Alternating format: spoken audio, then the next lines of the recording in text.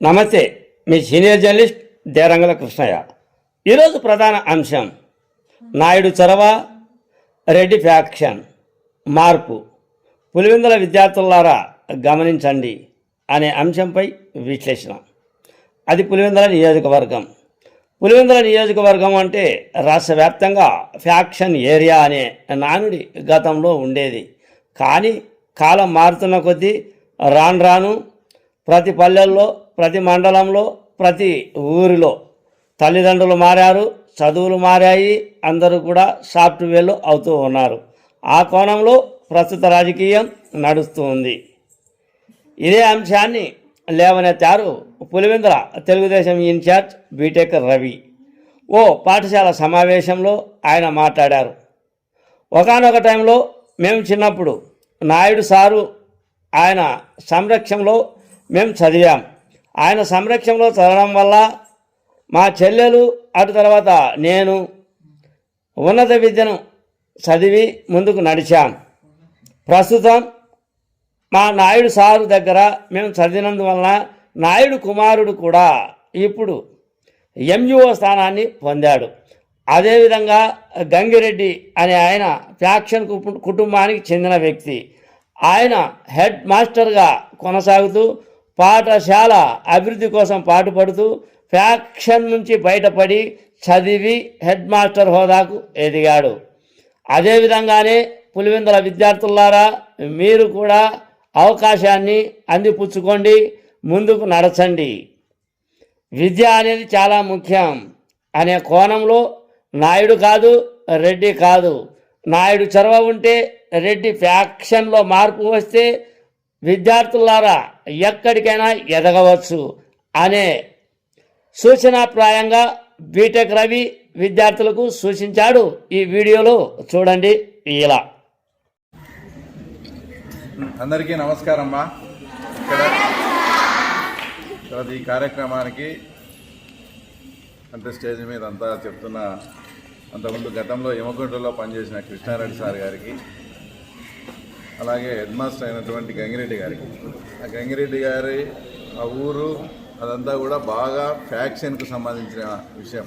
అంటే ఆ ఊర్లో నాకు తెలిసి గతంలో 5 నుంచి 6 హత్యలు అలాంటి జరిగిన ఊరు నుంచి ఆయన దీన్ని ఎంచుకొని, విద్యను ఎంచుకొని ఈరోజు హెడ్ మాస్టర్గా ఉండి, అంటే ఆ ఊర్లో ఉండే వాతావరణానికి భిన్నంగా ఈయన కూడా హెడ్ మాస్టర్గా ఉండి ఆ ఊర్లో ఫ్యాక్షన్ అది తగ్గించేదానికి, ఇట్లా ఉన్నత చదువులు చదివితే ఇట్లా మంచి ఉద్యోగాల్లో స్టార్ట్ అయ్యి ఆ గొడవలతో ఇవ్వకుండా ప్రశాంతంగా ఉంటారనే దానికి తప్పకుండా మీ హెడ్ మాస్టర్ గారే ఒక ఉదాహరణ.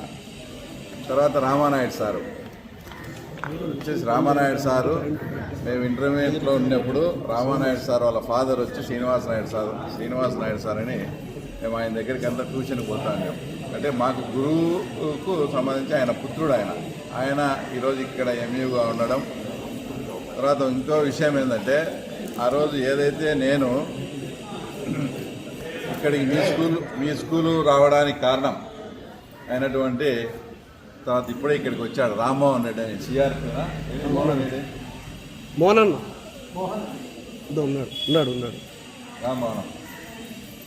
రామ్మోహన్ రెడ్డి అని ఈయన సిఆర్పినా. ఈయనకు ఫస్ట్ నేను ఫోన్ చేశాను మెగా పేరెంట్స్ రోజు, నేను కూడా అటెండ్ అవుతానని. ఈ రామ్మోహన్ రెడ్డి గారు రామానాయుడుతో మాట్లాడము, వాళ్ళందరూ కలిసి ఈ స్కూలు ఇది డిసైడ్ కావడం. నాకు ఇంకోటి ఏంటంటే, ఈ స్కూల్తో కూడా అనుబంధం వచ్చేసి మా సొంత చెల్లెలు ఆ తర్వాత ఇక్కడే చదివింది. 7th వరకు విద్యామందిరం చదివితే 8th, 9th, 10th నా సొంత చెల్లెలు ఇక్కడే చదివింది. ఆమె ఇప్పుడు అన్నమాచార్య ఇంజనీరింగ్ కాలేజీలో EEE డిపార్ట్మెంట్కి హెచ్ఓడిగా పనిచేస్తుంది. కాబట్టి ఆ రిలేషన్ కూడా ఇది మా సొంత చెల్లెలు చదివిన రిలేషను అని కూడా నేను ఆ రోజు ఈ స్కూల్కి రావడానికి కారణం. ఇంకా ఆ తర్వాత ఇంజనీరింగ్ అధికారి అయినటువంటి ఆయనకు మా సహచరులు అన్నారెడ్డి ప్రసాద్ రెడ్డి, తూగుట్ల మధు. ఇంకా ఏదైనా మనం ఒక స్టేజ్ మీద ఒక మాట చెప్పి పోతే దానికి అయ్యే ఖర్చు, ఒకవేళ దానికి కావాలంటే గవర్నమెంట్తో పని అవన్నీ చేసేది ఎవరైనా చేస్తాం. కానీ మనం ఒక మాట ఇచ్చినాము అని నాకు పదే గుర్తు చేస్తూ దాని నాకు ఎప్పుడన్నా వేరే పనులు ఉన్నా కూడా దానికన్నా కూడా మనం స్కూల్ పిల్లలకి ఇచ్చిన మాట ఇంపార్టెంట్, ఇది ఖచ్చితంగా మనం చేయాల్సిందే అని నన్ను వెంటబడి నన్ను ఇది చేసి ఈరోజు ఈ కార్యక్రమానికి అంతా ఈ విధంగా తయారైన కారణమైనటువంటి తర్వాత మా మిత్రుడైనటువంటి కోరెడ్డి అన్నకు అందరికీ కూడా మీకు అందరికీ కూడా పేరు పేరున నమస్కారం తెలియజేసుకుంటూ ఇప్పటికే మీకు ఫస్ట్ పీరియడ్ అయిపోయింటుంది, ఎవరు తిట్టుకోకండి, 5 మినిట్స్లో ముగిస్తా. ఫస్ట్ పీరియడ్ ఎన్నికి స్టార్ట్ అవుతుంది మీకు అంటే ఆల్మోస్ట్ ఫస్ట్ పీరియడ్ పోయింటుంది. ఎవరేం అదే పీరియడ్ అయిపోతుందిలే, అంతకన్నా ఎక్కువ టైం తీసుకోను. తర్వాత మీరు ఈరోజు ఇదంతా చెప్తారు. ఇది మా దృష్టిలో అయితే ఒక చిన్న కార్యక్రమమే. అయితే ఒక చిన్న కార్యక్రమము మనం అనుకున్న రీతిలో పిల్లలకి ఇచ్చిన మాటకు దాన్ని సాటిస్ఫై దాన్ని ఆ మాటను నెరవేర్చుకుంటే వచ్చే సెల్ఫ్ సాటిస్ఫాక్షను మేము ఎంత పెట్టినా కూడా రాదు. అది ఈరోజు అంతా మీ అందరి ముందర నేను చూస్తూ ఉన్నా. ఏంటంటే మేము రాజకీయాల కోసం ఇంకా వేరే డెవలప్మెంట్ యాక్టివిటీ కోసం ఇంకా ఎంతో డబ్బులు, సొంత డబ్బులు కానీ ఇంకోటి కానీ ఖర్చు పెట్టింటాం. అయితే కానీ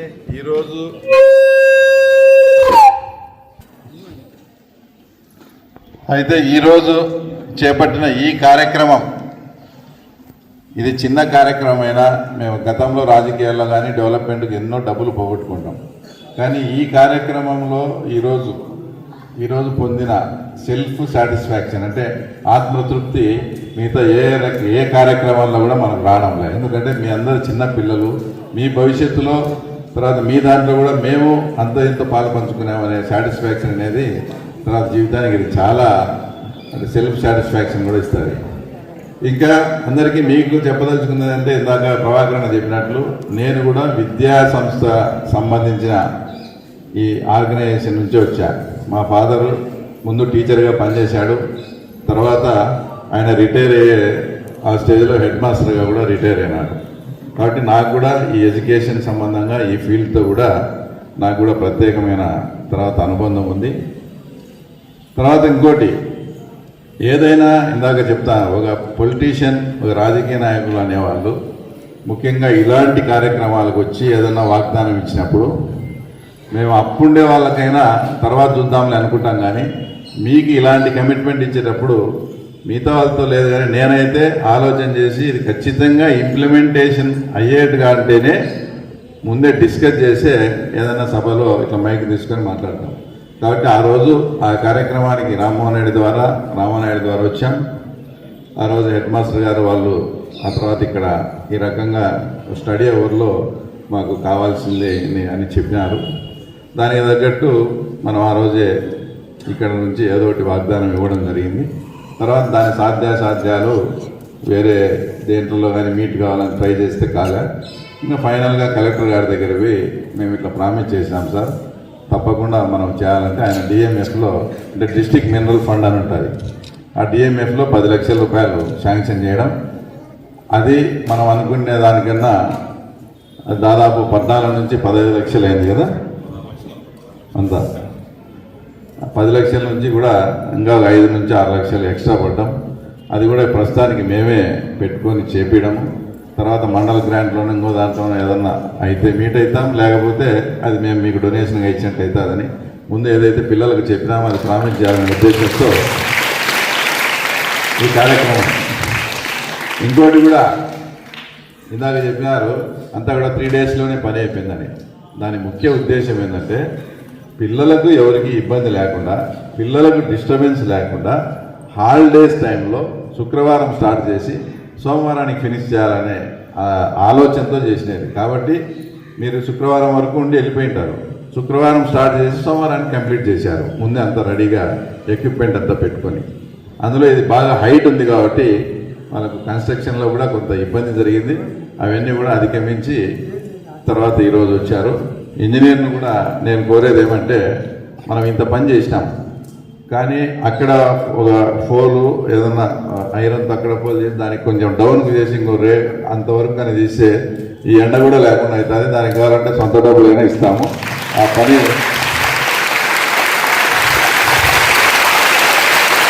ఎందుకంటే ఇంకా ఇంత కార్యక్రమం చేసి కూడా ఈరోజు మీరు పిల్లలు కూర్చుంటే టీచర్లు ఎండబడుతుందని ఇటు సైడ్ తీసుకొచ్చారు. కాబట్టి అది కూడా పడకుండా మీ స్ట్రెంత్ ఉండేమైనా కావాలంటే అక్కడ పోలేసి ఏదైనా డిజైన్ చేసి చూడండి. దానికి ఏది కావాలంటే మనమే సొంతంగా కూడా మీట్ అయినాం. ఇంకా మీకు ముఖ్యంగా చెప్పాల్సింది ఏంటంటే, ఎవరు కూడా మేము గవర్నమెంట్ స్కూల్లో చదువుతున్నాం, ప్రైవేట్ స్కూల్ వాళ్ళని చూసి ఇన్ఫీరియారిటీగా అంటే మేము తక్కువేమో అనే ఫీలింగ్ ఎప్పుడు కూడా మీరు రావద్దండి. దేశంలో ఐఏఎస్ ఐపీఎస్ టాపర్లను చూసుకోండి, అంతా కూడా ప్రభుత్వ స్కూల్ నుంచి వచ్చిన వాళ్ళే. అంతేందుకు మేము ఇక్కడే గవర్నమెంట్ స్కూల్లోనే అంటే జూనియర్ కాలేజీలో 6 నుంచి 10th వరకు, తర్వాత ఇంటర్మీడియట్ కూడా జూనియర్ కాలేజీ పులివెందులలోనే చదివచ్చాం. అంతా ప్రైవేట్ స్కూల్స్లో కాకుండా గవర్నమెంట్ స్కూల్స్లో వచ్చిన వాళ్లకు చాలా స్పోర్టివ్గా ఉంటారు.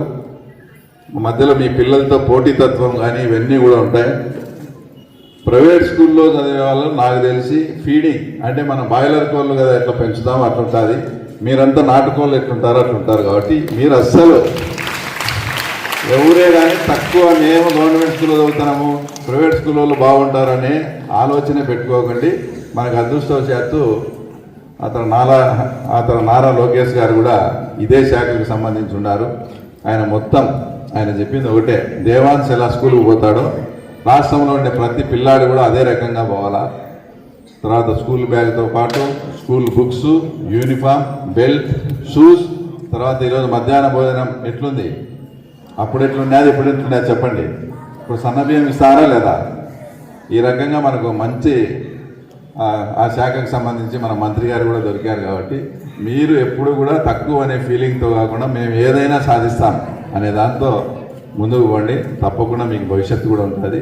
ఇవన్నీ కూడా మనం ఎందుకు చెప్తున్నామంటే, ఏదైనా ఫెయిల్యూర్ అయినప్పుడు ఎప్పుడు కూడా డిసప్పాయింట్ కావద్దండి. ఎందుకంటే దానికి ఒక ఉదాహరణ నేనే చెప్తాను. నేను ఫస్ట్ పాలిటిక్స్లోకి వచ్చినప్పుడు ఎంపీటీసీగా కంటెస్ట్ చేశాను. ఎంపీటీసీ అంటే 2000 ఓట్లు అవి. ఎంపీటీసీగా కంటెస్ట్ చేసి నేను ఓడిపోయినా ఫస్ట్ టైం.